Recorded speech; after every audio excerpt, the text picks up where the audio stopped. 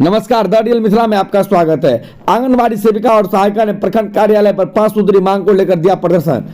दरभंगा जिला के केवटी प्रखंड क्षेत्र स्थित बिहार राज्य आंगनबाड़ी संयुक्त संघर्ष समिति के आहवान पर शुक्रवार को 5 सूत्री मांग को लेकर प्रखंड कार्यालय पर आंगनबाड़ी सेविका और सहायिका ने प्रखंड अध्यक्ष के नेतृत्व में प्रखंड कार्यालय पर 1 दिवसीय धरना प्रदर्शन किया।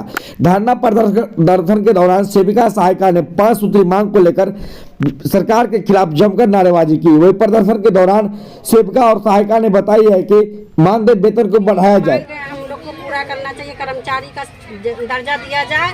इसलिए जो हम लोग को 4 घंटा नाम का और 12 घंटा काम किया जाता है, इसलिए हम लोग सम्मान वेतन एकदम जरूरी है। हम लोग इसके लिए धरना किए हुए, जब तक हमारा सम्मान वेतन नहीं दिया जाएगा हम लोग धरना से नहीं हटेंगे, वापिस नहीं होंगे। जब सरकार हमारा मांग पूरा होगा उसके बाद हम लोग। क्या नाम हुआ? नाजदा खातून, प्रखंड केवटी के सचिव।